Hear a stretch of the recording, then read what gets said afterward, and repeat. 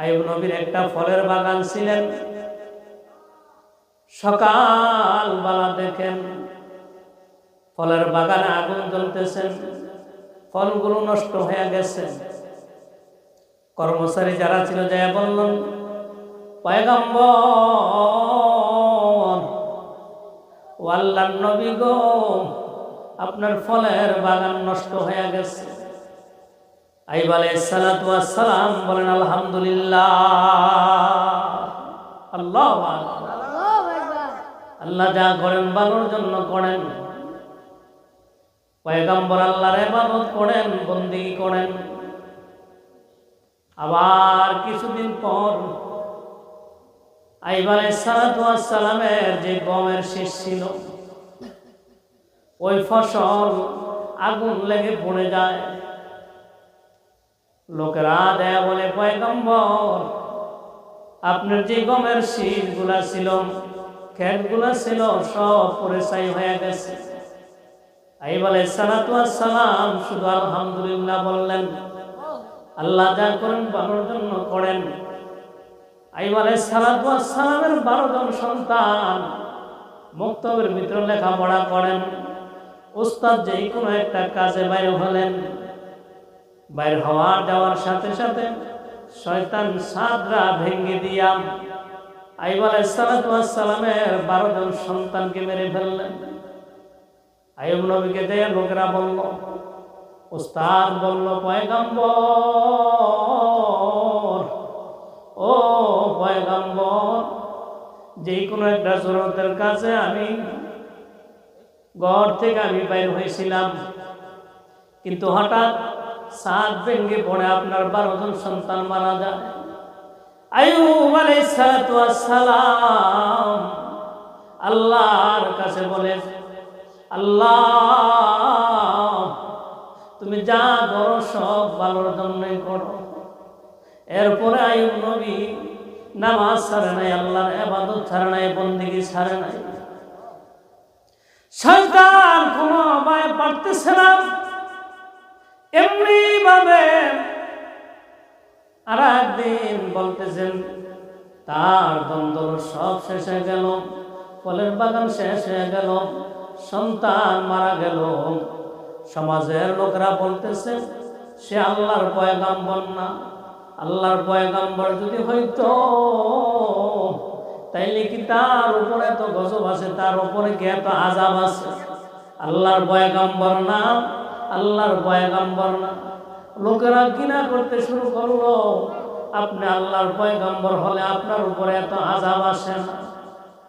কিছুদিন পর আবার শয়তান আইয়ুব আলাইহিস সালাতু ওয়াস সালামের কিনারায় গেলেন।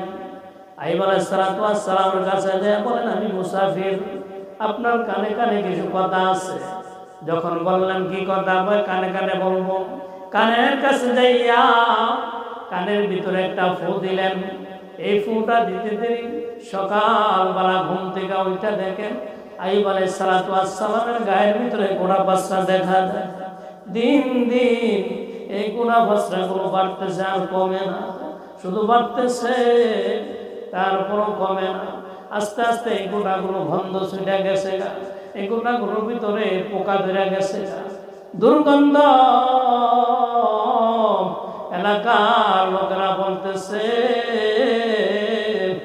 তোমাকে আল্লাহ ভালোবাসে না, তুমি আল্লাহর নবী হইতে পারো না, তোমার সব হয়ে গেছে গা, সব ধ্বংস হয়ে গেছে গা, তোমার শরীরে গোড়া বাড়সা শুরু হয়ে গেছে, তোমার শরীরে পোকায় ধরল, তোমার শরীর নষ্ট হয়ে গেছে গা, তোমার শরীর থেকে দুর্গন্ধ হয়, টাকা পয়সা ধন দৌলত সব শেষ হয়ে যায়। এই টাকা পয়সা যখন নাই, তখন থেকে আইয়ুব নবীর অন্যান্য যে স্ত্রীরা ছিল, ওই স্ত্রীরা পর্যন্ত চলে গেছে। মানে এখন আর টাকা পয়সা নেই। এতদিন দ্বন্দ্ব ছিল, টাকা পয়সা ছিল, তাই ছিল, এখন সব শেষ, স্ত্রীরাও আস্তে আস্তে চলে গেছে। একমাত্র রহিম আলাইহিস সালাতু ওয়াস সালাম, মাগো স্বামীর অনেক বিপদ আসবে, সাইরা দেওয়া যাবে। অনেক স্বামী আছে বিদেশ থেকে হাজার হাজার টাকা কামাই করে, লাখ লাখ টাকা কামাই করে পরিবারকে দেয়, বিবিকে দেয়, ব্যাংকের থেকে উঠায়, মন মতো খরচ করে, কিন্তু হয়তো ঘটনা কমে অ্যাক্সিডেন্ট হয়ে বাড়িতে আসছে, আর টাকা পয়সা দিতে পারে না, তখন বিবি বলে আর তার কাছে থেকে লাভ নাই, ফালাই দেওয়া জায়গা। অথচ সুখের দিনে বিবি ছিল, দুঃখের সময় স্বামীর পাশে বিবি থাকে না, ঠিক কিনা?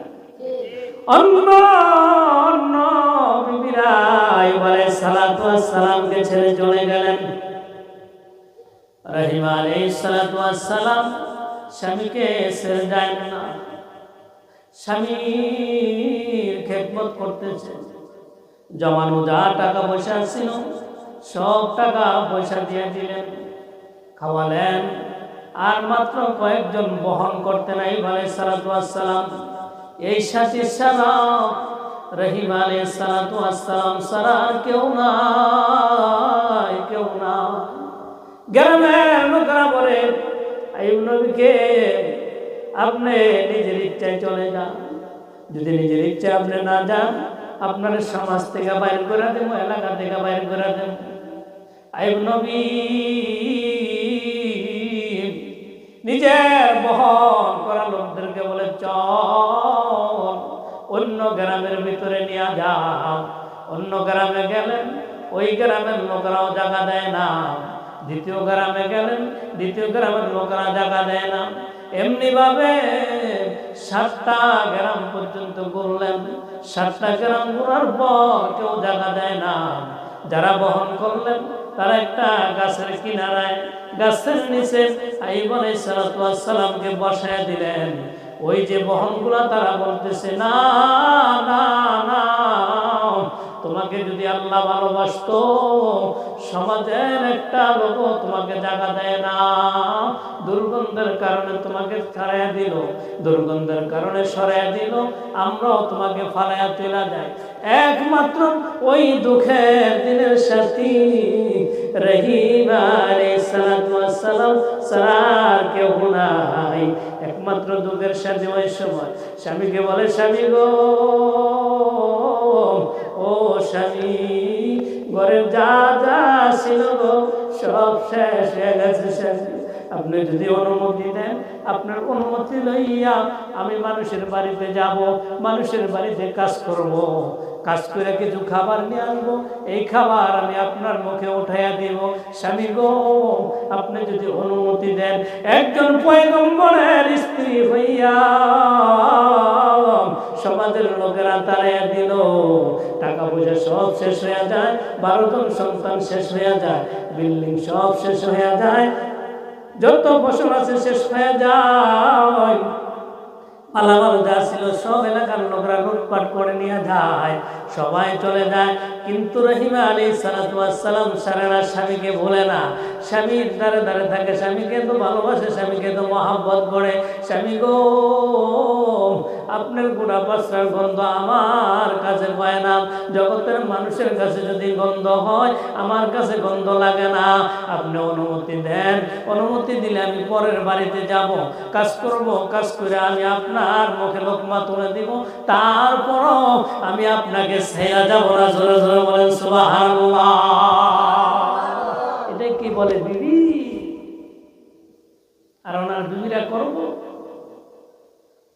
একটু অসুস্থ হইলে গাওডা ডইলা গোসল করাইতে চায় না, গায়ে তেল দিতে চায় না, পায়ে তেল দিতে চায় না, মাথায় তেল দিতে চায় না, স্বামীর পায়ে সেলাম করতে চায় না। এমনি জান্নাত পাইয়া নেবেন মা বোনেরা, সোজা। আইয়ুব আলাইহিস সালাম অনুমতি দিয়া দিলেন, যাও গো বিবি, বাড়িতে যাও, কাজ করো। কাজ করেন, 1 দিন 2 দিন 3 দিন কাজ করে আনতেছেন, খাওয়াইতেছেন। এমনি ভাবে কিছুদিন পরে আবার শয়তান মানুষদেরকে দিয়ে দিলেন। এই মহিলার স্বামী বুড়া পাসরা, ওই স্বামীর খেদমত করে, ওই স্বামীরে খাওয়ায়, ওই হাতে স্বামীর খেদমত করে, ওই হাতে আবার তুঙ্গরে পাকশা করে দেয়, কাজ করে। এই মহিলারে কাজে রাখবা না, তাহলে তোমাদের সন্তানও অসুস্থ হবে, তোমাদের সন্তানও এই রোগ হবে। কোনো রোগ তাকে কাজে লয় না।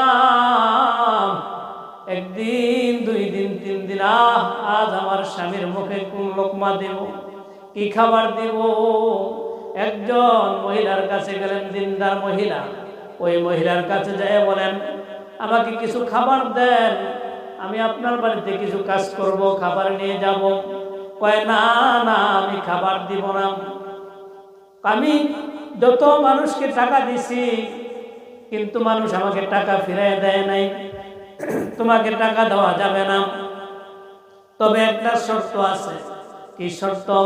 তোমার যে সুন্দর চুলগুলো আছে, আমাকে যদি কিছু কাইটা দাও, তাহলে আমি এর বিনিময়ে কিছু মোহর দিতে পারি। কি শর্ত? রহিম আলাইহিস সালাতু ওয়াস সালাম চোখের পানি গুলো সাইরা বলতেছে, আমার স্বামী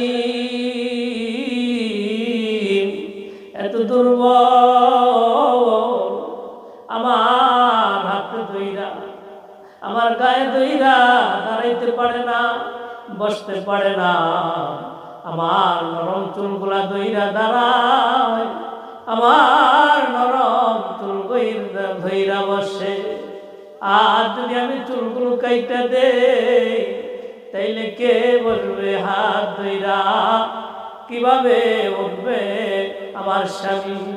আমি এত কথা বুঝি না, তুমি টাকা নিতে হলে, খাবার নিতে হলে কিছু চুল কাইটা দিতে হবে। তারপরে রহিম আলাইহিস সালাতু ওয়াস সালাম বলে, না না, আমার চুলের চাইতে আমার স্বামীর জীবনটা বেশি। যেই স্বামী টাকা পয়সার অভাব ছিল না, বাড়ির অভাব ছিল না, কর্মচারীর অভাব ছিল না, ওই সুখের দিনে আমার স্বামী ছিল। আজ দুঃখের সময় আমার স্বামীর পাশে আমি থাকবো। এই চুলের চাইতে আমার স্বামীর মুখে লোকমা উঠায়া দেওয়া বেশি দরকার। আল্লাহু আকবার। ওনার মা বোনেরা করবো বলে চাই যে টাকা পয়সা ব্যাংক যা ছিল শেষ, বিপদ পড়ে গেছি, যাও না মানুষের বাড়িতে কাজ করো, ওইরা আমার কয়েকদিন খাওয়া, তোমার কপালে লাথি মেরা দাও। ছেলে মেয়ে থুয়া, স্বামী থুয়া জায়গা, ওই যে কয় না, লাঙ্গের আশা কইরা তোমার বাতারের বাত সঙ্গে অতর লাঙ্গে, ঠিক নিও, মানে লাঙ্গের আশা কইরা নিজের স্বামীর শেষ হারাইছে। এবার বাতারের বাত সঙ্গে, স্বামীর মতো আপন কেউ হবে না। বন্য যারা আছে, আপনার চেহারা সুন্দর, টাকা দিবে, পয়সা দিবে, 2 দিন আপনাকে ব্যবহার করে ফেলে দেবে।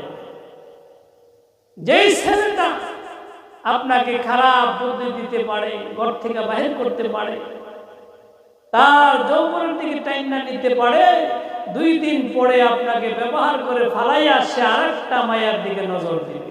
তার স্বভাব চরিত্র এরকমই। জায়গায় জায়গায় বিভিন্ন মেয়েকে টাকা দিয়া বিভিন্ন বিপদে ফালাইয়া নিয়ে আসে। মাগো, স্বামীর ঘর জীবনে ছাড়বেন না।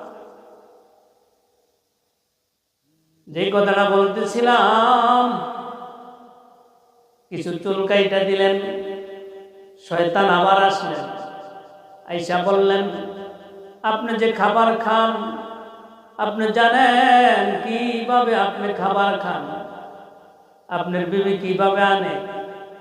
বিভিন্ন ভাবে টাকা চুরি করে, বিভিন্ন জিনিস চুরি করে, এই খাবারগুলো আপনাকে খাওয়ায় অবৈধভাবে।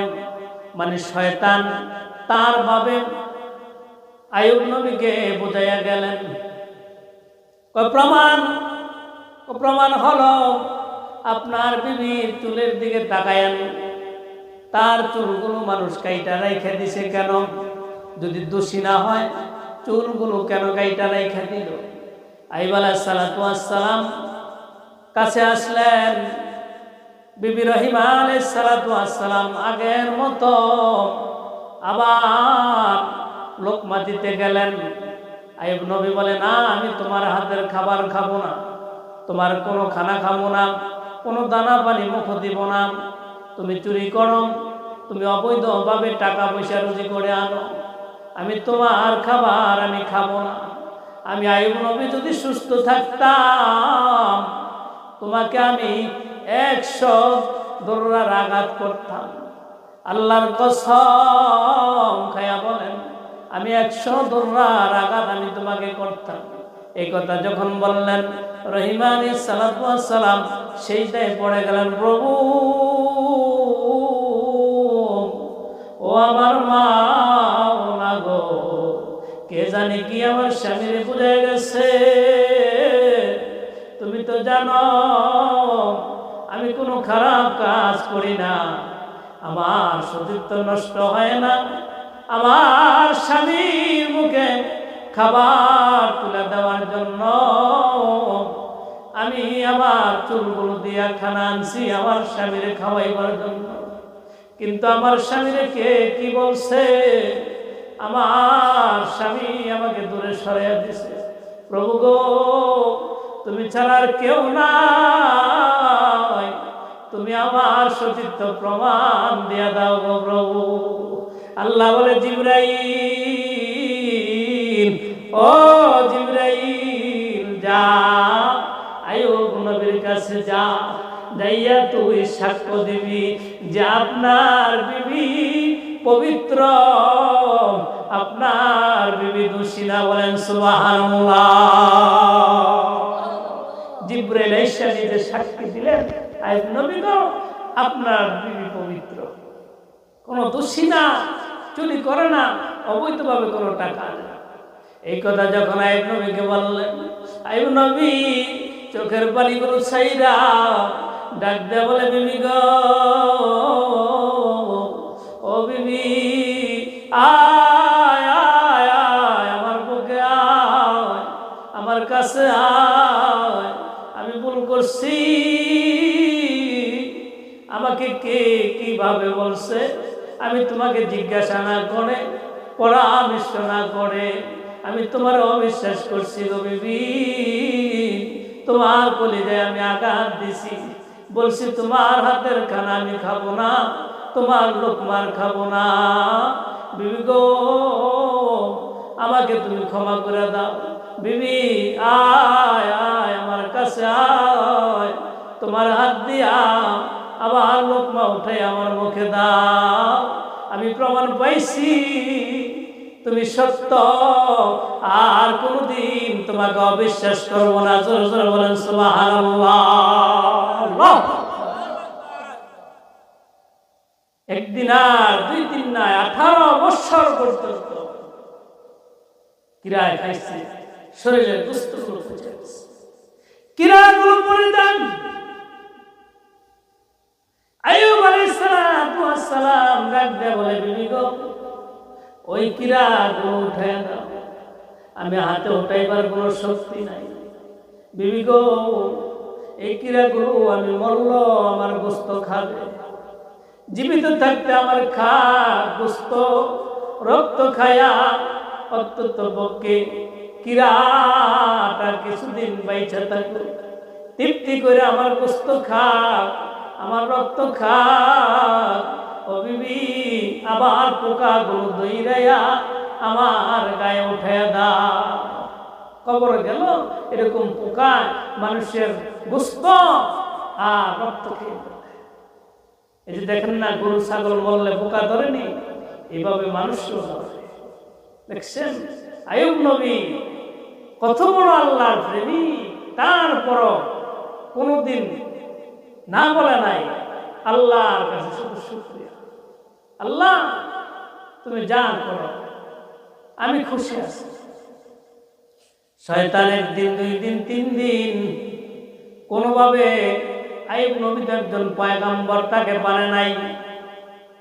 এবার এমন একটা বেশ ধরে গেলেন, রহিম আলাইহিস সালামের কাছে গেলেন, বলে মা এদিকে আয়, কি বহুদিন ধরে যাবত আমি তোকে দেখি বিভিন্ন গ্রামের ভিতরে কাজ করো, খাবার নিয়ে যাও, কোথায় যাও?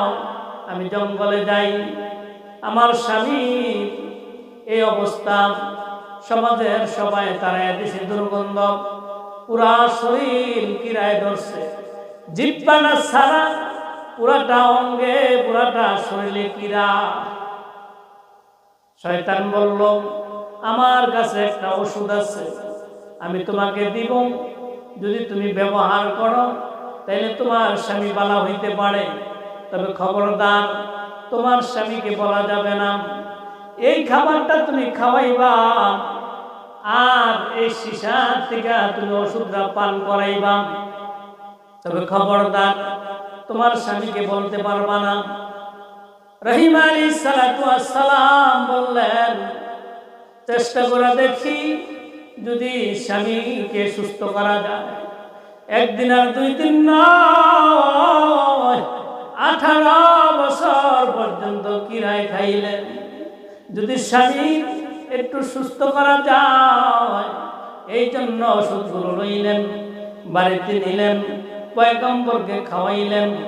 খাওয়ানোর পর 1 দিন 2 দিন 3 দিন পর্যন্ত পয়গম্বর রহিম আলাইহিস সালাতু ওয়াস সালামকে ডাক দেয়া বলে, বিবি বিবি গো, 3 দিন পর্যন্ত আল্লাহ আমার খবর জিগায় না। যাইউ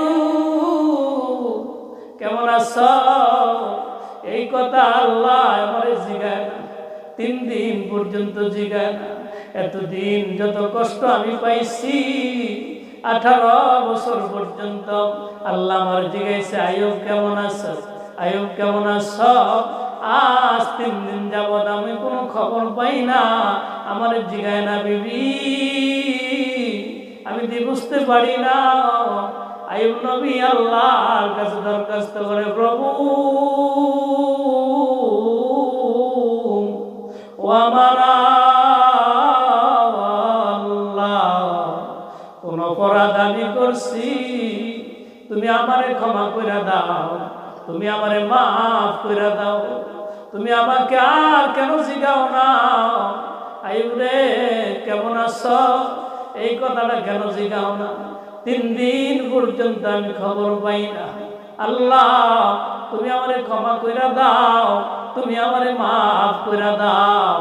এমনি ভাবে আল্লাহ জিবরাইলকে পাঠাইলেন, জিবরাইল যাও আইয়ুব আলাইহিস সালাতু ওয়াস সালামের কাছে যাও, যাইয়া বলবি আপনার গরম যে হারামের খাবার, ওই খাবারগুলো ঘর থেকে বাইর করতে হবে। যতক্ষণ পর্যন্ত বাইর না করবেন অতক্ষণ পর্যন্ত এখানে আসবে না। আপনার ঘরে শুকুরের গোশত আছে, আপনার ঘরে মদের বোতল আছে। দেখছেন শয়তানকে বেড়ুইছে, যেই ঘরে শুকুরের গোশত থাকে, যেই ঘরে মদের বোতল থাকে, ওই ঘর আল্লাহ কোনদিন খবর নিতে পারে না, খবর নিতে আসবেও না। এই জন্য যেই ঘর মদ খায়, যেই ঘর গাঁজা খায়, যেই ঘর জুয়া খেলায়, যেই লোক তাস খেলায়, তার ঘর কোনদিন রহমত আসবে না, রহমতের ফেরেশতা আসবে না। যেমনি ভাবে আইয়ুব নবীর ঘরে ফেরেশতা আসতেছে না, আল্লাহ শিখাইতেছে না। আইয়ুব আলাইহিস সালাতু ওয়াস সালাম বিবিকে ডাকতে বললেন, বিবি গো এদিকে আয়, ঘরের ভিতরে কি আছে। বুইরা তালাশ করে দেখে কয় কিছুই তো নাই। সে তো জানে না, মনে করছে এটা ওষুধ আর কিছু খাবার, এটা তো দরবেশ দিছে এই জন্য আনছে। এগুলো কি কিছু খাবার আর ওষুধ, এগুলো ফালাইয়া দাও।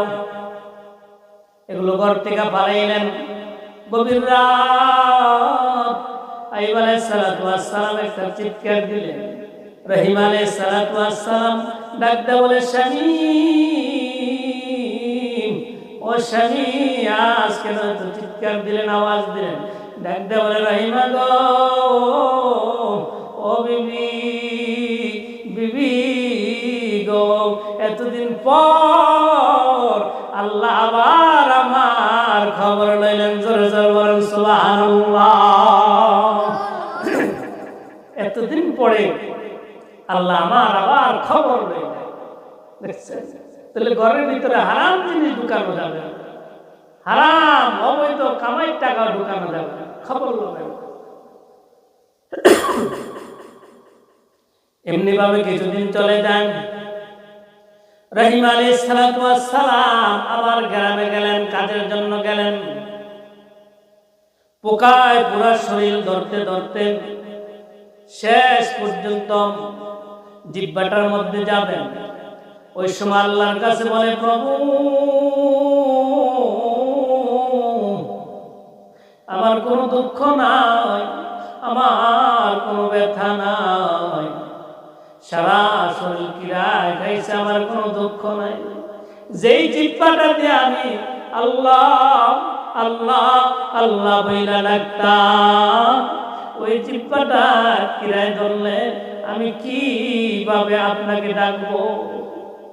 আল্লাহ পাক রব্বুল আলামিন 18 বছর পরে আল্লাহ জিবরাইল পাঠাইলেন। জিবরাইল যা আইয়ুব নবীর কাছে যা, আইয়ুব নবীর যে পাওয়ার দুটা মুড়া আছে এটা দিয়ে লাড়াচাড়া দিতে বলো, ওখান থেকে পানি উঠবে, ওই পানি পান করতে বলবা, আর ওই পানি দিয়া গোসল করতে বলবা।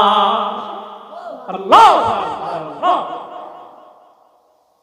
পা দিয়ে নাড়া দিলেন, পানি উঠল, পানি পান করলেন, পানি দিয়া গোসল করলেন।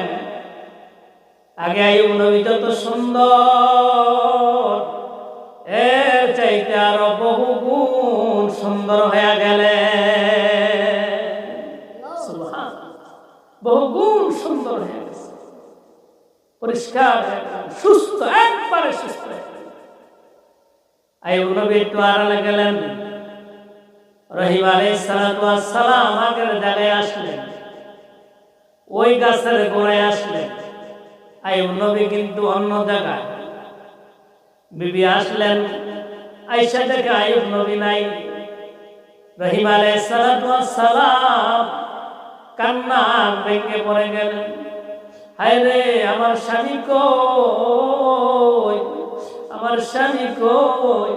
না জানি আমার না পাইয়া কোথায় চলে গেল, না জানি দেরি হওয়ার কারণে কে জানি লইয়া গেল। শুধু কান্দে। আইয়ুব নবীর চেহারা ঢাকা।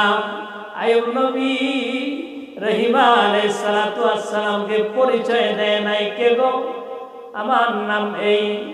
কাকে তালাশ করো? আমার স্বামীকে তালাশ করি। আমার স্বামী এখানে ছিল, আজ নাই, কোথায় জানি চলে গেল, কে জানি নিয়ে গেল আমার স্বামীকে। কান্দে, গাছের কিনারায় স্বামীর জন্য কান্দে। এত কষ্টর পরও স্বামী চাইরা যায় না।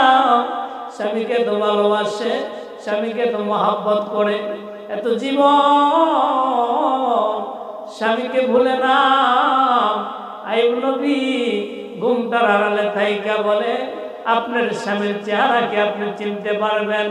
কয়, হ্যাঁ, আমার স্বামীর চেহারা আমি দেখলে চিনতে পারবো। তাহলে তাকায় দেখাও, মুখটা সরাইয়া দেখো, তোমার স্বামীকে তুমি চিনতে পারোনি। চেহারার দিকে তাকাইয়া দেখলেন কি সুন্দর দেখা যায়। আইয়ুব নবীর চেহারা ধইরা বলে, আপনি তো আমার স্বামী। জোরে জোরে বলেন সুবহানাল্লাহ। দেখছেন নি কিভাবে স্বামীকে চিনলেন? স্বামী আপনি কিভাবে এরকম হইলেন? আল্লাহ আপনাকে সুস্থ করে দিল। বলল, বিবি গায়, এই পানি পান করো, এই পানি দিয়ে আবার তুমি গোসল করো। আগের চাইতে রহিম আলাইহিস সালাতু ওয়াস সালাম সুন্দর হয়ে গেলেন। আগের চাইতে আবার যুবক হয়ে যুবতী হয়ে গেলেন।